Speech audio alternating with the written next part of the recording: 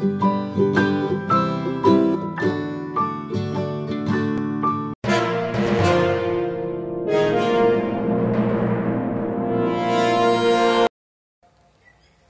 Hello friends, ఈరోజు మనం కాకరకాయ కూర చేసుకుంటున్నాం. ఇది డయాబెటిక్ ఫ్రెండ్లీ రెసిపీ అని చెప్పొచ్చు. దీనికి కావాల్సిన ఇంగ్రీడియంట్స్ కాకరకాయలు ఇంత సైజు ఉన్నవి నేను 4 తీసుకున్నానండి. 1.5 టేబుల్ స్పూన్ బెల్లం తీసుకున్నాను. దీనికి రాక్ సాల్ట్ ఒక 1/2 టేబుల్ స్పూన్ పడుతుంది. 1/2 table spoon red chilli powder, తిన్గా పల్ప్ టామరిండ్ పల్ప్ ఒక స్మాల్ కప్ తీసుకున్నాను. తర్వాతకి ఆవాలు, ఉద్దిపప్పు, ఇంకా ఆయిల్. ఎక్కువ ఆయిల్ ఏం పట్టదండి, దీనికి కూడా 2 to 3 టేబుల్ స్పూన్స్ ఆయిల్ పడుతుంది. వీటిని నేను ఆల్రెడీ వాష్ చేసి పెట్టుకున్నానండి. కూరకు దీన్ని ఎటక తరుక్కుంటాము ఒకసారి చూద్దాం. మనము ఎడ్జెస్ 2 కొంచెం తీసేయండి, రౌండ్స్గా కట్ చేసుకుందాం.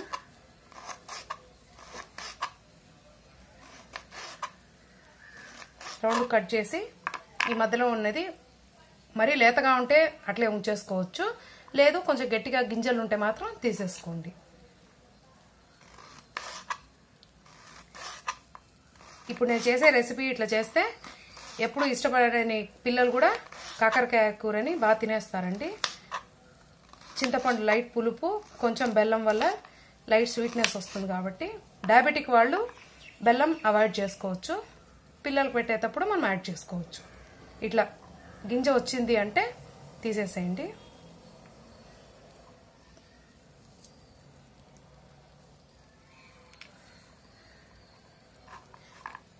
ఇది తరిగి పెట్టేసుకున్నాము.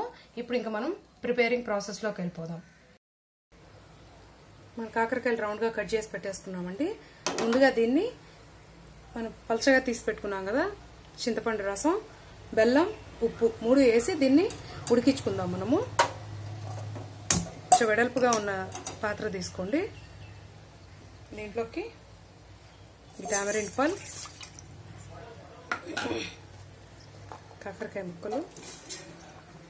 దీంట్లో ఉండే బిటర్నెస్ కొంచెం తగ్గుతుంది ఇట్లా కుక్ చేసుకోవడం వల్ల.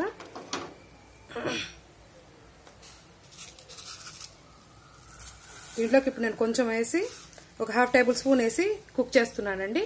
తక్కువ అయితే మనం సాల్ట్ని మరీ అడ్జస్ట్ చేసుకుందాం. బెల్లం కూడా దీంట్లోనే వేసేసుకుంటున్నాం.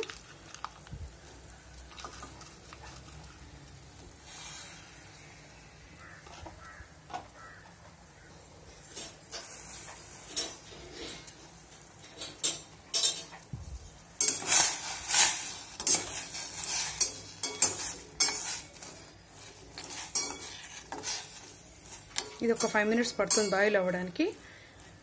దీంతో పాటు ఒక 1/2 pinch మనం టర్మరిక్ పౌడర్ యాడ్ చేసుకోవాలి. ఆ టామరిన్ పల్ప్ ఒకవేళ మీకు తక్కువ అనిపిస్తే ఈ ముక్కలు కొంచెం మునిగేంత వరకు కొంచెం వాటర్ యాడ్ చేసుకోండి. ఒక 1/2 cup అట్లా యాడ్ చేసుకొని దీనికి ఒక pinch ఆఫ్ టర్మరిక్ పౌడర్ కలుపుకుందాం. ఇవి బాగా కుక్ అయ్యి ఈ గ్రీన్గా ఉన్నవన్నీ కలర్ మారుతుంది. అప్పటిదాకా మనం దీన్ని కుక్ చేసుకోవాలి. సిమ్ పెట్టి లిడ్ పెట్టుకుందాం దీనికి.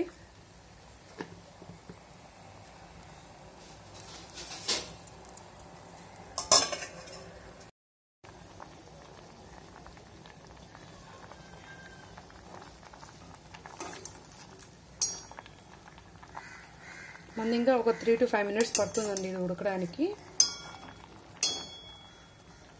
మన కాకరకాయలు బాగా కుక్ అయిపోయినాయండి. ఇప్పుడు దీన్ని ఈ వాటర్ తీసేసి మొత్తంగా ఫిల్టర్ చేసేసుకుందాం. మనము స్టవ్ ఆఫ్ చేసుకొని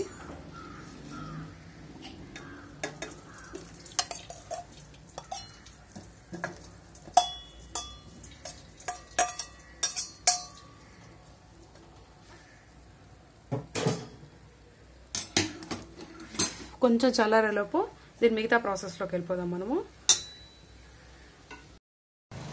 స్టవ్ వెలిగించుకొని కడాయి పెట్టుకున్నామండి. ఇప్పుడు 2 టేబుల్ స్పూన్స్ ఆఫ్ ఆయిల్ వేసుకుందాం.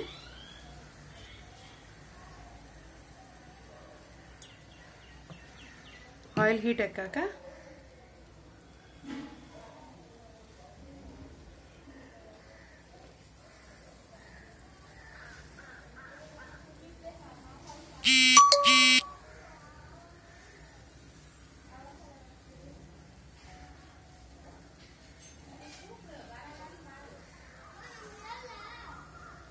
ఆయిల్ హీట్ ఎక్కాక ఉద్దిపప్పు ఇంకా ఆవాలు రెండు వేసుకుందాం.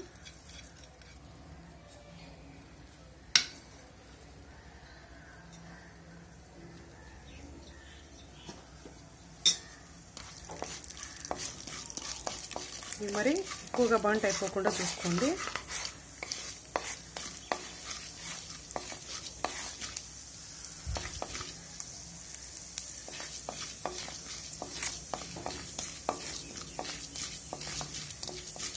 బాగా ఫ్రై అయిన తర్వాత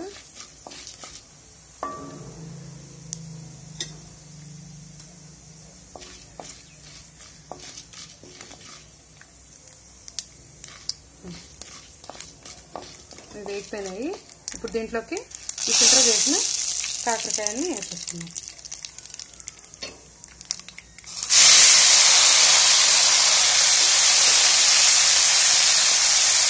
ఇది ఒక 3 మినిట్స్ దీంట్లోనే తడంతా తీసేసుకుంటుంది. ఒక 2 మినిట్స్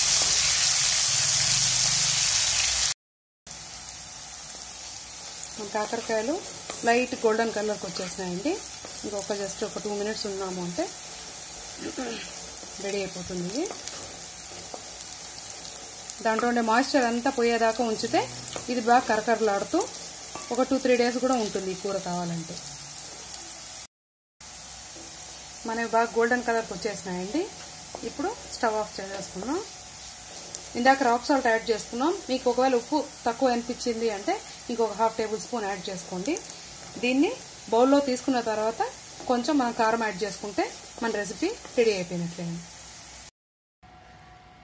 మనది తీసేసుకున్నామండి. ఇప్పుడు దీని మీద కారపొడి కొంచెం స్ప్రింకిల్ చేసుకుందాం.